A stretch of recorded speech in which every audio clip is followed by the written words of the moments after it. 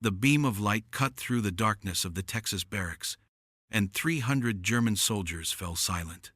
On a makeshift screen stretched between wooden posts, Clark Gable's face appeared larger than life, his confident smile flickering in black and white across the desert night. Sergeant Klaus Weber gripped the edge of his wooden bench, his knuckles white with disbelief. Just months ago, he had been fighting Americans in the frozen forests of the Ardennes. Now he sat as their prisoner, watching their movies under a canopy of stars. Around him, hardened Wehrmacht veterans stared with the wonder of children seeing magic for the first time. These were men who had expected torture, starvation, and endless humiliation once captured. Instead, they found themselves spectators to Gone with the Wind, Hollywood's most glamorous epic, unfolding before enemy eyes. The projector clicked and whirred, each frame carrying something more dangerous than any bullet, a glimpse into the culture they had been taught to despise. Weber's throat tightened as Scarlett O'Hara swept across the screen in brilliant technicolor. How could a nation of supposed barbarians create such beauty? The question hung in the warm air like smoke from the projector, unanswered and unsettling. I'd love to know where you're listening from tonight, and what time it is in your corner of the world. It's such a gift to have you here, sharing in this remarkable piece of hidden history. Let's step into the story. The steel gates of Camp Hearn swung shut behind the convoy of trucks, and Corporal Hans Mueller felt his stomach clench with familiar dread. Through the canvas covering, he caught glimpses of watchtowers and barbed wire stretching across the flat Texas landscape. This was it, the moment he had rehearsed in nightmares since his capture near Monte Cassino 3 months earlier. The truck lurched to a stop, and American voices barked orders he couldn't understand. Mueller had grown up on stories of what happened to German prisoners. His older brother had whispered tales from the Great War. Men worked to death in Allied mines, beaten for sport by vengeful guards, fed scraps that wouldn't satisfy a dog. The propaganda films had been even worse, showing skeletal prisoners in striped uniforms, their eyes hollow with despair. As he stumbled from the truck with 60 other captured soldiers, Mueller braced himself for the first blow. It never came. Instead, an American sergeant with surprisingly gentle hands guided him toward a long wooden building. The man spoke broken German, his accent thick but his tone almost apologetic. Medical examination first, then food, then quarters assignment. Mueller exchanged glances with his comrades. Food? Not interrogation, not beatings, but food? The medical station smelled of disinfectant and soap, clean smells that reminded Mueller of hospitals back home before the war consumed everything. American medics checked wounds with professional efficiency, treating infected cuts that German army doctors had ignored for weeks.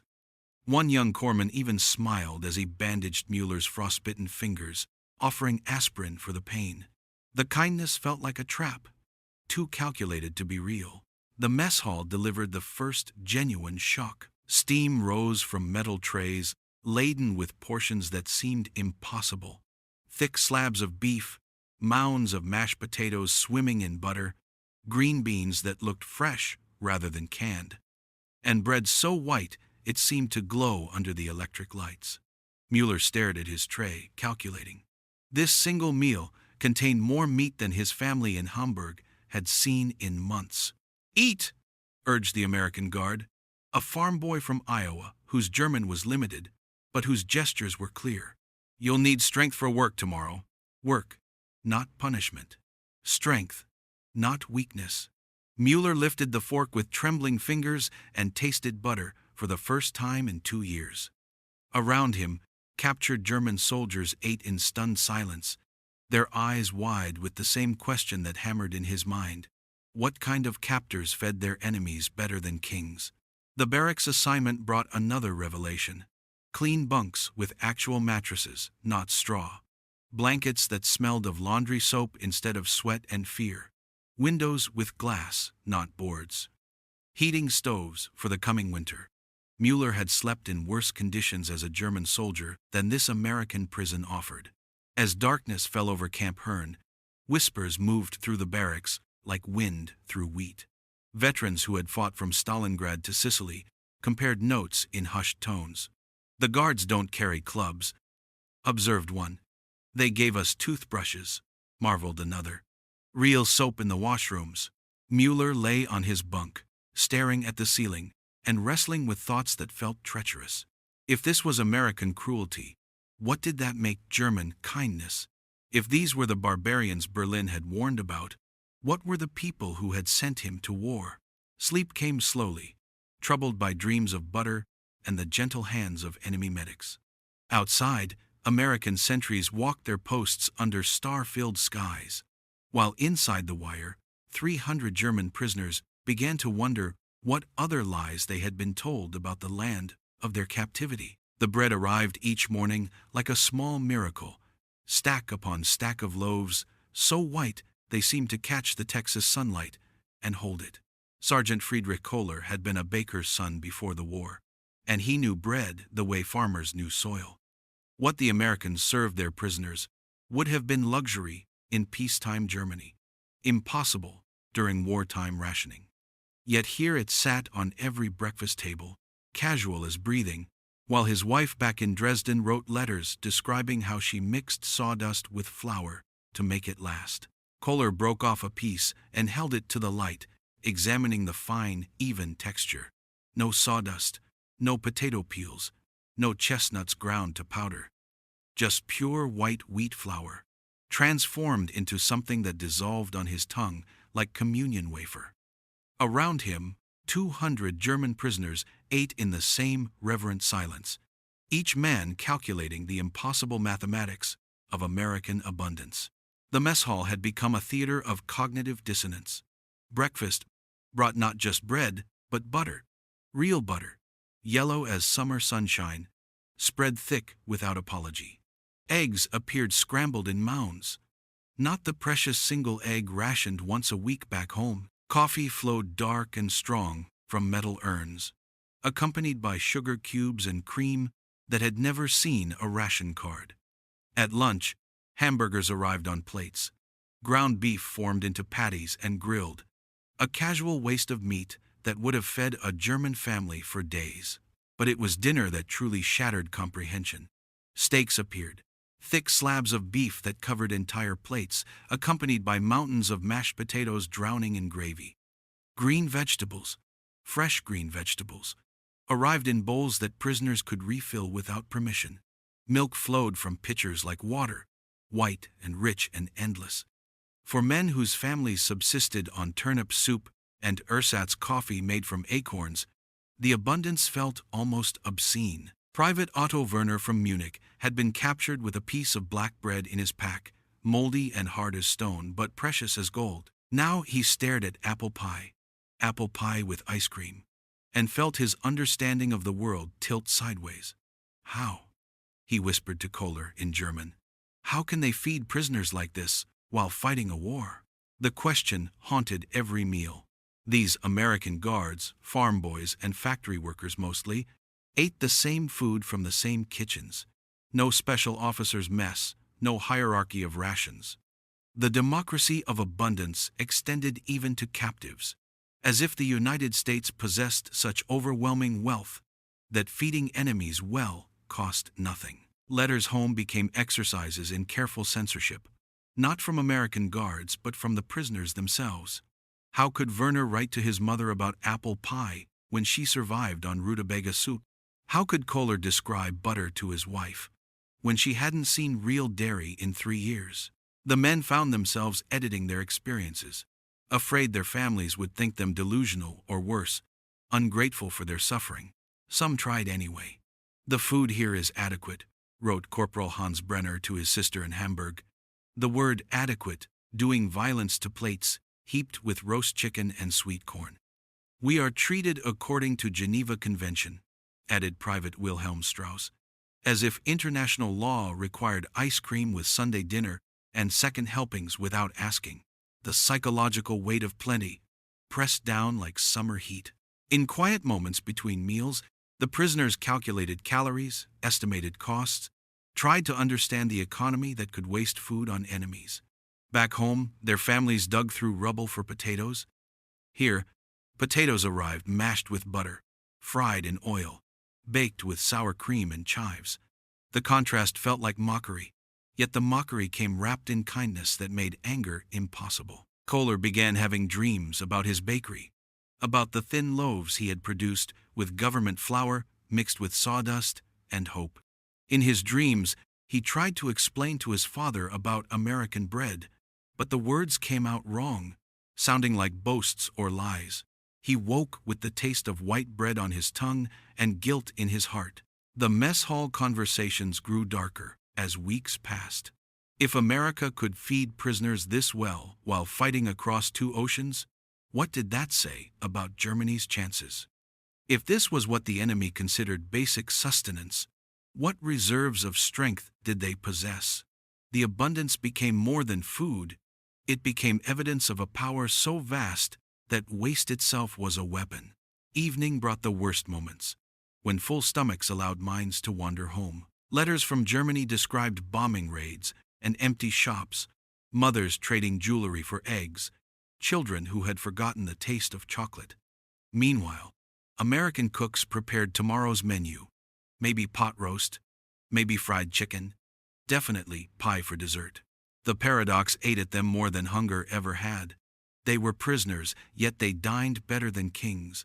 They were enemies, yet they were nourished like honored guests.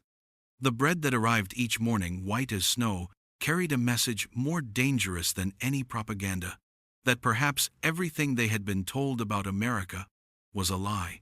And if that was true, what else might be false as well? The guards wheeled the projector into the camp's recreation hall on a Tuesday evening in July 1943, and Lieutenant Gunther Hoffmann knew something extraordinary was about to happen. Word had spread through the barracks like wildfire. The Americans were setting up some kind of viewing apparatus, though none of the prisoners could guess its purpose. Some feared another interrogation technique, perhaps slides showing bombed German cities to break their morale. Others whispered about propaganda films designed to humiliate captured soldiers. Instead, they discovered magic. As 300 German prisoners filed into the hall and settled onto wooden benches, the projector's beam cut through cigarette smoke and summer heat. A white sheet stretched between posts served as screen, and when the first images flickered to life, absolute silence fell over men who had not been quiet since capture. The credits rolled for a film called The Wizard of Oz, and Dorothy Gale began her journey down a yellow brick road that led straight into the prisoners' hearts. Hoffmann had not laughed in 2 years. Not since before Stalingrad, before the retreat from North Africa, before the long nights when artillery shells screamed overhead like banshees. Yet here he sat, shoulders shaking with suppressed mirth as the Cowardly Lion stumbled through his song. Around him, battle-hardened veterans giggled like schoolboys at the Tin Man's dance, their faces lit by technicolor wonder they had never imagined possible. The Scarecrow's quest for brains struck particularly deep. These men had followed orders without question, trusted leaders who led them into catastrophe, believed propaganda that painted America as a wasteland of corruption and weakness. Now they watched a character celebrate the power of thinking for oneself, and the message landed with uncomfortable precision. When Dorothy finally clicked her ruby slippers and declared, "There's no place like home," half the prisoners wiped tears from their eyes. Home felt impossibly distant, not just in miles, but in understanding. How could they explain this moment to families who expected tales of suffering and brutality? The applause began hesitantly, uncertain whether clapping for enemy entertainment constituted treason. But the magic had been too powerful to deny, and soon the hall thundered with appreciation. American guards smiled and nodded, as if screening Hollywood films for captured Germans was the most natural thing in the world. Within days, the movie nights became the heartbeat of camp life. Word spread through the barracks each afternoon. Tonight they show a Western, or it's a musical this time. Men who had marched across Europe under swastikas now hurried through evening chores to secure good seats for the latest Hollywood offering. The variety astounded them. Charlie Chaplin's Modern Times sent waves of laughter through audiences who recognized their own struggles with mechanized madness. His Little Tramp spoke no language, yet communicated everything, showing prisoners that comedy could cross any cultural divide. When Chaplin mocked authority figures and celebrated the dignity of common workers, German soldiers who had been raised on rigid hierarchy found themselves cheering for rebellion. Westerns painted landscapes so vast they made Texas seem small by comparison. John Wayne rode across Monument Valley, while prisoners who had never seen anything larger than the Rhine Valley stared in wonder at America's endless horizons. The moral clarity of cowboys versus outlaws provided comfort to men whose own war had blurred every distinction between right and wrong. In the flickering darkness, they could root for clear heroes fighting obvious villains, something the real world had denied them for years. But it was the musicals that truly revolutionized their understanding. Singin' in the Rain and Top Hat revealed an America that turned life itself into art, where ordinary people burst into song and dance for no reason except joy. Fred Astaire's effortless elegance and Ginger Rogers' sparkling independence showed a culture that valued beauty and individual expression over collective suffering and martial discipline. The contrast to German cinema cut like a blade. Back home, films served the state, heavy with ideology and martial themes. Heroes died for the fatherland. Women sacrificed for the cause. And every story reinforced duty over desire. Hollywood films seemed almost anarchic in their celebration of personal happiness, romantic love, and individual dreams.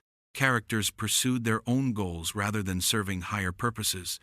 And somehow, this selfishness created stories more compelling than any propaganda. Private Klaus Engel from Bavaria found himself humming White Christmas while peeling potatoes, then stopping in horrified embarrassment.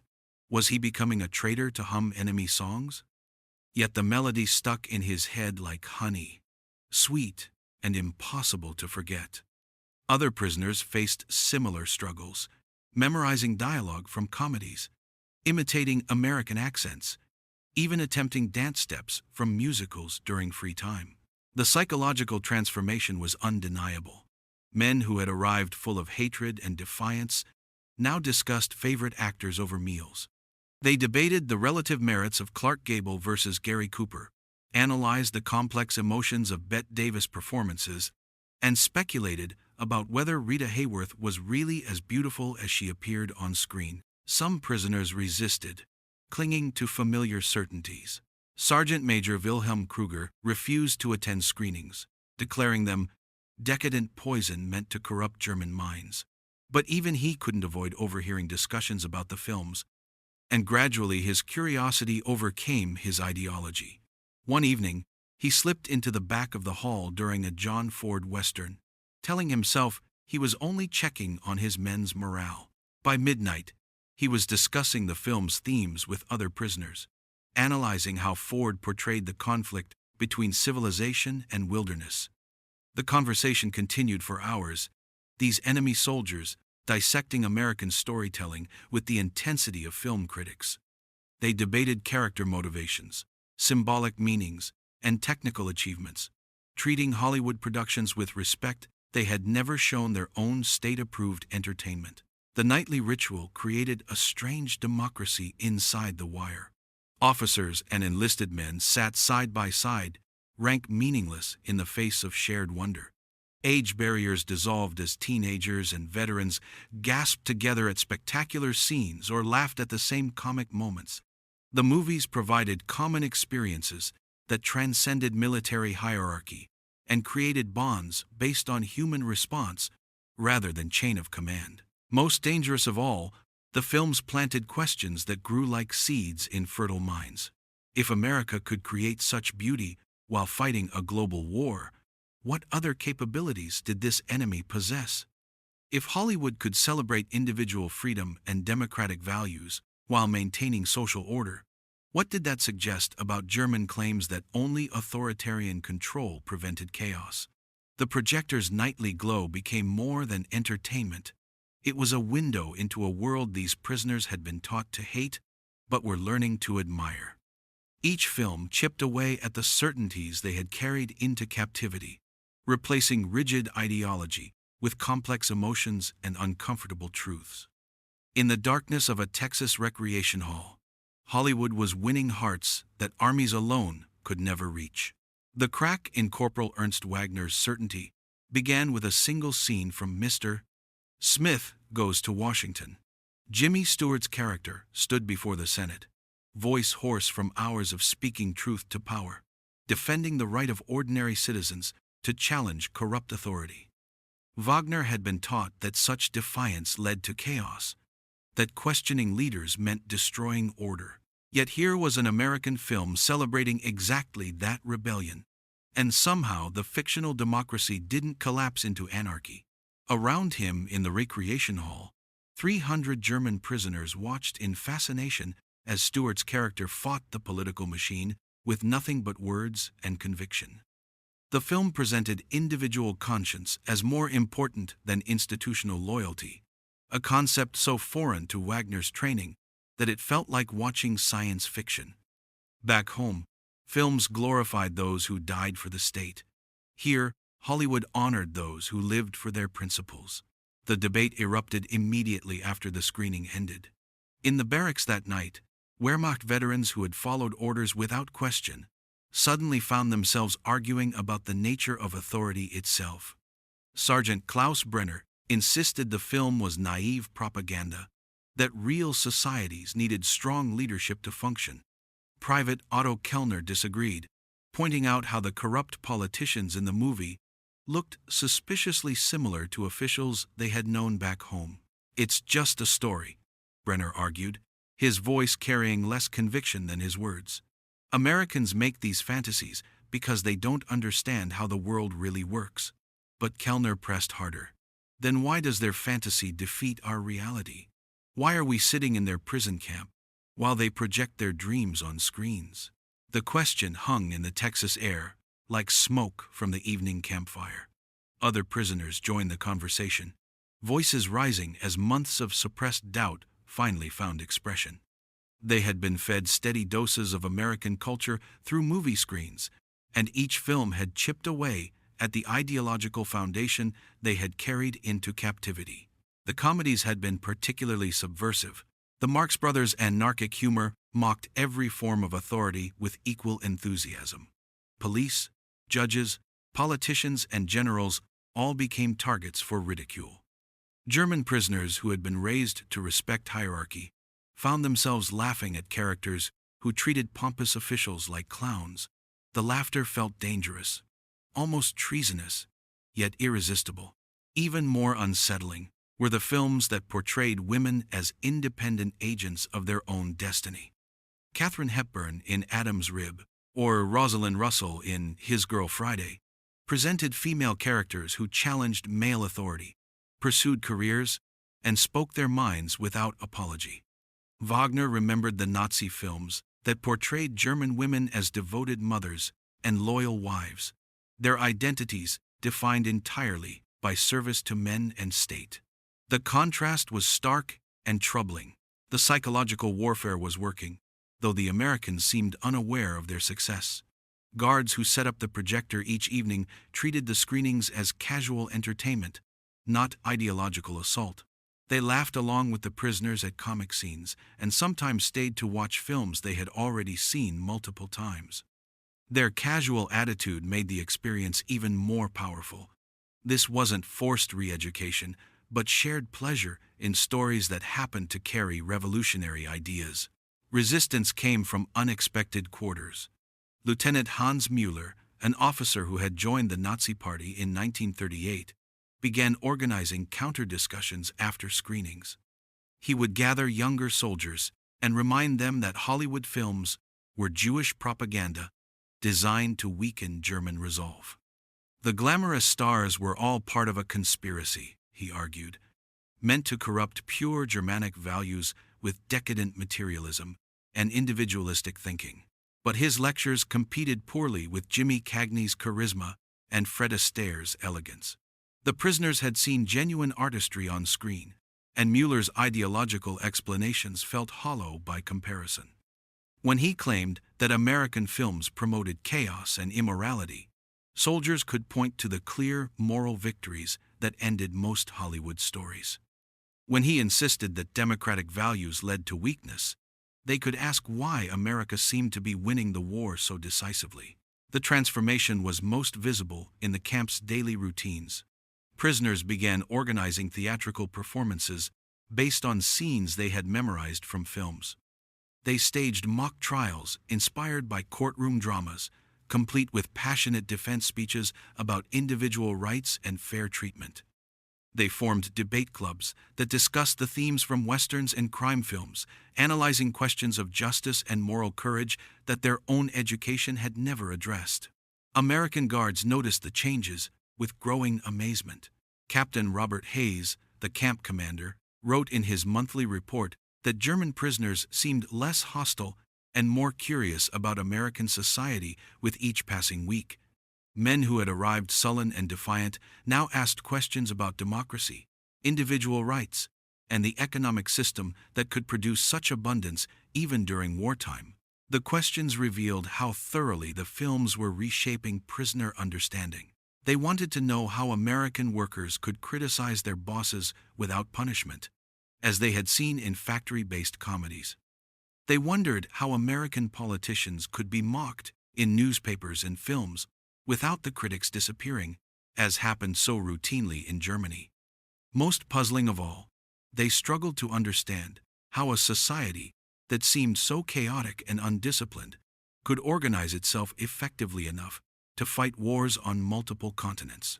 Some prisoners began requesting books to supplement their film education. They wanted to read the novels that had been adapted into movies, to study the Constitution that Jimmy Stewart's character had defended so passionately, to understand the economic theories that allowed such material prosperity.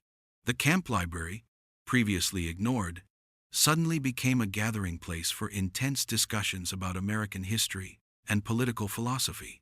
The ideological shift created painful internal conflicts. Wagner found himself memorizing speeches from Mr. Smith Goes to Washington while simultaneously feeling guilty for admiring American values. He wrote carefully censored letters to his wife, describing the films as interesting enemy propaganda, while privately wondering if they might be something closer to truth. The most dangerous moment came when prisoners began comparing their treatment in American camps to conditions they had witnessed in German facilities. Some had seen concentration camps during transport or training, had heard whispers about the treatment of captured Soviet soldiers, had participated in actions that violated every principle of human dignity they were now learning to value through Hollywood films. These comparisons were spoken only in the darkest corners of barracks, in voices barely above whispers, but the thoughts could not be contained forever. If Americans could treat enemy prisoners with such humanity while fighting for their survival, what did that suggest about German behavior toward captives and civilians? The films had taught them to value individual dignity and moral courage. Now they had to confront what that meant for their own past actions and loyalties. The nightly glow of the movie projector had become more than entertainment. It was an unwitting tool of transformation, carrying American values past every defense that Nazi ideology had constructed. In the darkness of a Texas camp, Hollywood was winning the war for hearts and minds one screening at a time.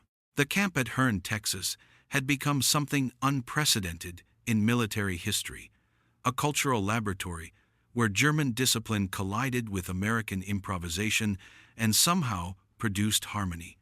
By the autumn of 1943, the rigid structures that had once defined these prisoners' lives had softened into something more fluid, more creative, more alive than anything they had known even in peacetime Germany.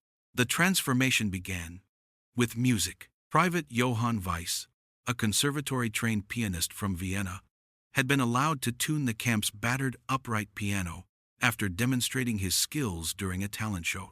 What started as simple German folk songs evolved into something more ambitious when Weiss began incorporating jazz rhythms he had absorbed from countless Hollywood musicals. The sound that emerged from the recreation hall each evening was neither purely German nor American, but something entirely new. A fusion of cultures that would have been unthinkable outside the strange democracy of barbed wire. Other prisoners gathered around the piano, contributing instruments scavenged from Red Cross packages or crafted in the camp workshop. Sergeant Klaus Weber fashioned a crude bass from a wooden crate and fishing line, while Corporal Fritz Brenner discovered he could produce haunting melodies from a harmonica traded for cigarettes with an American guard. Soon the evening air filled with music that blended Bavarian waltzes with swing rhythms, creating sounds that belonged to neither homeland, but somehow expressed the liminal existence of men caught between two worlds. The theatrical productions that followed were even more revealing. Inspired by the sophisticated stagecraft they had witnessed in American films, the prisoners began mounting their own performances in the mess hall. At first, these were simple recreations of scenes from Hollywood movies, prisoners taking turns playing Jimmy Stewart or Gary Cooper, mimicking dialogue they had memorized from repeated screenings. But gradually, the performances evolved into original works that explored their own experiences as captives discovering America through entertainment. The camp's German officers initially resisted these cultural experiments, viewing them as dangerous departures from military discipline. Captain Heinrich Müller issued orders forbidding undignified theatrical displays and corruption of German musical traditions with enemy influences. But his authority had been quietly eroding for months, undermined by the daily reality that American captors treated prisoners more humanely than German commanders had treated their own soldiers. The breaking point came when Müller attempted to shut down a performance of scenes from Casablanca that prisoners had adapted to reflect their own situation as displaced Europeans. The audience of 300 men simply ignored his commands, continuing to watch as Private Werner Scholz delivered Humphrey Bogart's famous speech about the problems of three little people not amounting to a hill of beans in this crazy world. The prisoners understood that Rick Blaine's cynicism, masking deep moral conviction, perfectly captured their own transformation from ideological certainty to complex understanding. Muller's humiliation was complete when American guards quietly suggested he might enjoy the show more if he simply sat down and watched. The captain found himself powerless to enforce German military hierarchy in an American prison camp, a paradox that crystallized the identity crisis facing all the prisoners. The cultural fusion accelerated through the winter months. Prisoners organized dance lessons based on steps they had studied in Fred Astaire films, though their attempts to replicate his effortless elegance often dissolved into laughter. They staged debate tournaments inspired by courtroom dramas, arguing cases with the passionate intensity of Jimmy Stewart's Mr. Smith. Defending principles of individual rights and democratic governance they were only beginning to understand. Most remarkably, they began writing their own stories, short plays, and musical numbers that processed their experience of captivity through the narrative techniques they had learned from Hollywood films.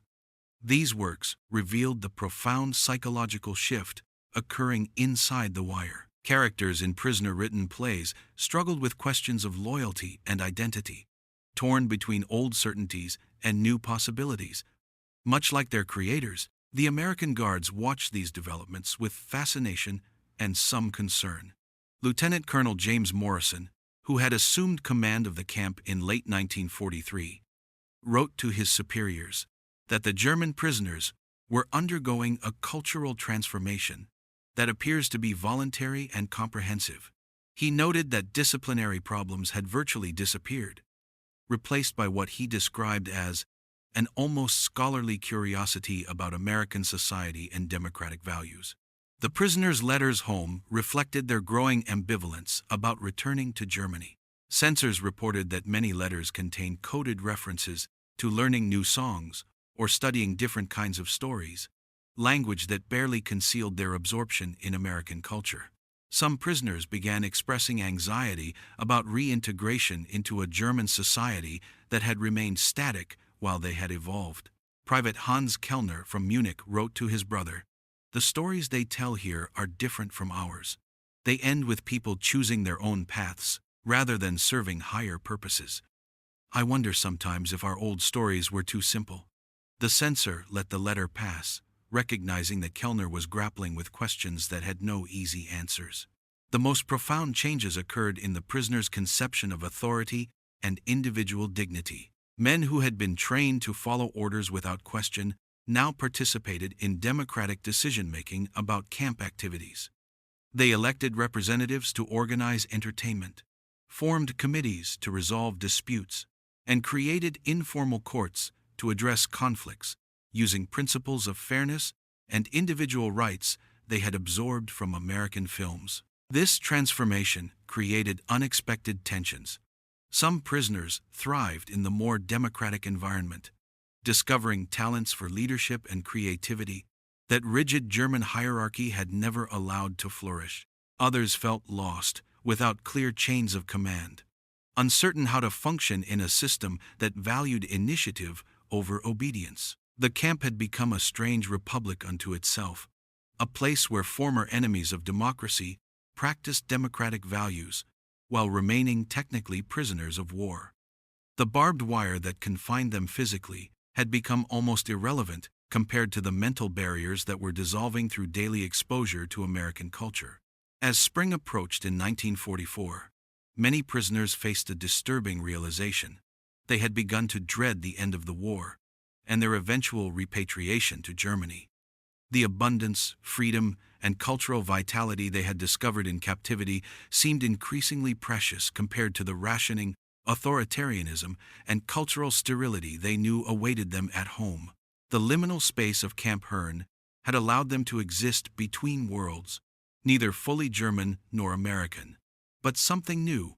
Men who had tasted democracy and found it intoxicating, who had experienced cultural freedom and could not imagine returning to propaganda and control. They were prisoners who had discovered liberation through captivity, enemies who had found friendship through defeat. The ship that carried Corporal Ernst Wagner back to Germany in the summer of 1945 bore little resemblance to the vessel that had brought him to America 2 years earlier. Then, he had crossed the Atlantic as a defeated prisoner, expecting brutality and finding abundance. Now, he stood at the rail, watching the European coastline emerge from morning mist, carrying memories that felt more like dreams than lived experience. Around him on the crowded deck, former prisoners whispered in the same hushed tones they had used during those first nights in American camps, but now the conversations carried a different weight. They were not anticipating unknown horrors, but dreading the return to a homeland they no longer recognized. Letters from families had painted devastating pictures: cities reduced to rubble, populations surviving on meager rations, a defeated nation struggling to comprehend the magnitude of its collapse. Wagner clutched a small notebook filled with song lyrics he had transcribed from memory during the voyage. White Christmas, and As Time Goes By, shared pages with fragments of dialogue from Jimmy Stewart films and sketches of dance steps learned from Fred Astaire movies. The notebook represented 2 years of cultural immersion that felt increasingly precious as home drew closer. Private Klaus Engel from Bavaria stood beside him, staring at the approaching coast with visible anxiety. "How do we explain it?" he asked, his voice barely audible above the ship's engines.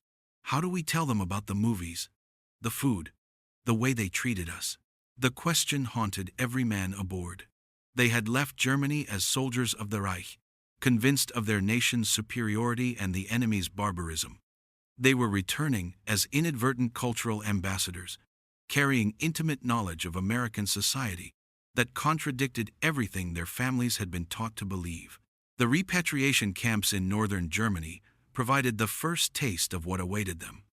Soviet and British officials processed the returning prisoners with efficient indifference, but the German civilians who had gathered to witness their homecoming showed reactions ranging from joy to suspicion. Mothers embraced sons who looked healthier than when they had left for war. Wives welcomed husbands whose letters had described treatment that sounded too good to be true. Wagner's reunion with his family in Hamburg revealed the impossible gap that had opened between his experience and theirs. His wife Maria had survived 2 years of bombing raids, living in cellars and subsisting on turnips and hope.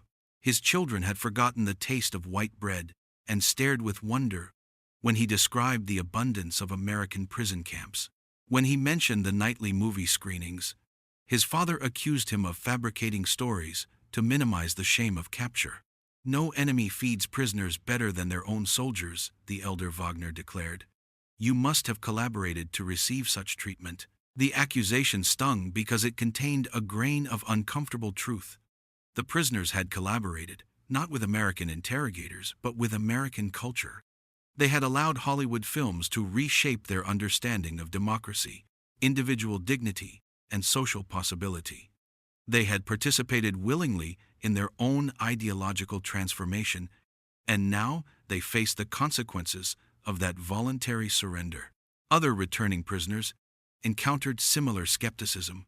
Sergeant Johann Weiss tried to describe the camp's musical performances to his Vienna relatives, but his accounts of jazz-influenced folk songs and theatrical adaptations of American films sounded like delusional fantasies to people who had spent the war years consuming Nazi propaganda. When he attempted to play melodies he had learned from movie soundtracks, his family worried that captivity had damaged his mind.